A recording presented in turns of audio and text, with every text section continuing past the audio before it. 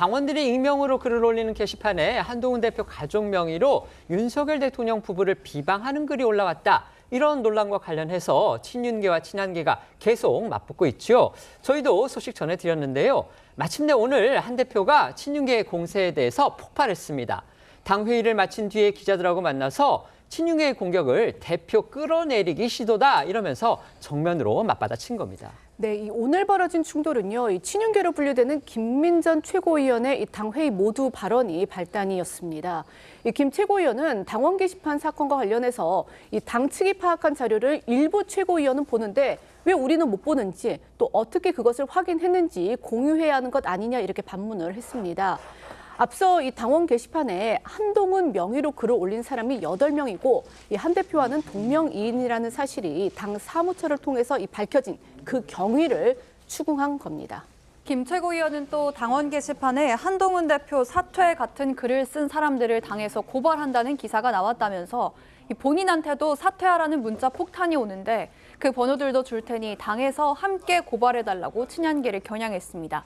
이러니까 한 대표가 회의 중에 발언할 때 사실관계를 확인하고 말을 하면 좋겠다면서 그런 고발을 준비하고 있는 사람이 없다고 했습니다.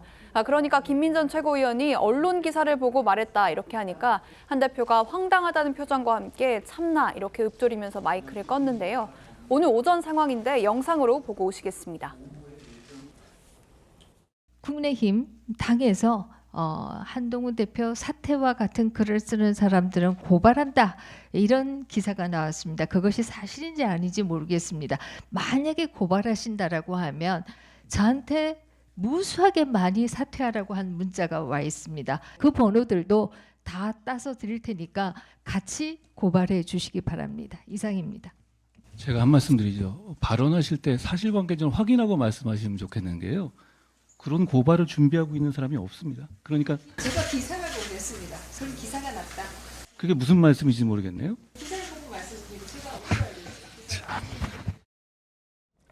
한 대표는 회의를 마치고 기자들하고 만났는데요. 이 당원 게시판 논란과 관련해서 당대표인 본인을 끌어내려보겠다는 의도 아니겠느냐 이러면서 아주 격분했습니다. 네, 한 대표는 기자들과 만나 당원 게시판에 비방글 올린 작성자가 누군지가 중요한 게 아니라 익명 게시판의 운영 취지를 존중해야 한다는 입장 밝히면서 이 가족의 작성 여부에 대해 밝히지 않겠다는 취지 전했는데요. 그러면서 당원 게시판 문제를 제기하는 사람들이 자기들 이슈를 덮기 위해서 당대표를 흔들어 보겠다는 의도로 보인다며 그런 뻔한 의도에 말려들 생각이 없다고 했습니다. 한 대표 목소리 들어보겠습니다. 광범위한 표현의 자유가 허용되는 익명 게시판에서 마음에 안 드는 걸 색출해라? 저는 요구에 응해서는 안 된다고 생각해요. 어떻게든 당대표인 저를 흔들어 보겠다는 그런 의도 아닙니까? 이재명 대표 선거 나고 조금 숨통 튀는 것 같으니까 이제 당대표 흔들고 끌어내려 보겠다는 얘기 아닌가요?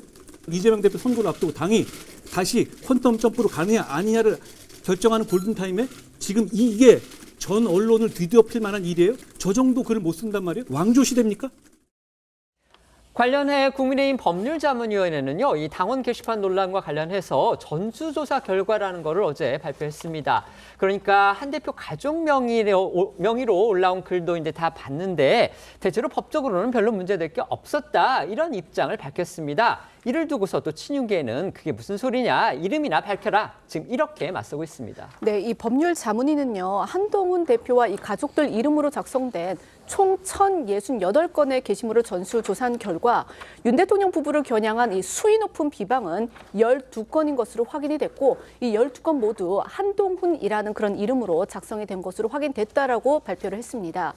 관련해 앞서 이 한 대표 측은요, 이 한동훈 명의의 이 게시글에 대해서 해당 당원은 1973년생이 아닌 이 한 대표의 동명이인이다 이렇게 이제 해명을 하기도 했습니다.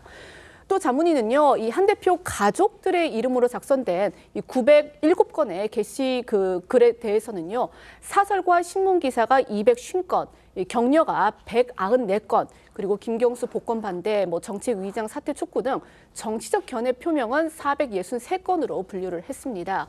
이 관련해 여당 관계자는요, 이 한 대표 가족 명의 게시글은 표현의 자유 안에서 허용된 정상적인 의견 개진이었다면서 애당초 문제 삼을 수 없는 글을 놓고 각종 흑색 선전이 이뤄진 것이다라고 주장했습니다. 친한계에서는 이번 당원 게시판 논란을 두고 친윤계 의원들이 문제를 제기한 것에 대해 한동훈 죽이기가 목표이기 때문에 단순한 의혹 해소를 요구한 게 아니라고 주장하고 있습니다. 이 글 작성자가 누구인지는 수사기관이 밝힐 부분이라면서 수사를 통해 이른바 한동훈 죽이기의 실체가 밝혀질 것이란 입장입니다. 하지만 친윤계에서는 이번 조사 결과에 대해 친한계 셀프 면죄부라며 한 대표와 가족의 소명을 계속 요구하고 있습니다.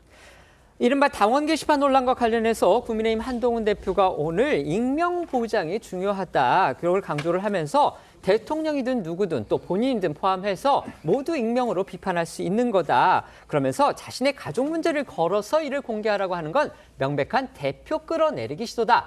이렇게 친윤계의 공세를 정면 반박했습니다. 어떻게 들으셨습니까? 요즘 일반 회사도 보면 일반 직원들이 익명으로 뭐 사장을 비난한다든 이런 것들을 다 올릴 수 있도록 그렇게 해두고 있습니다. 그만큼 이제 소통의 창구를 두는 거 아니겠습니까?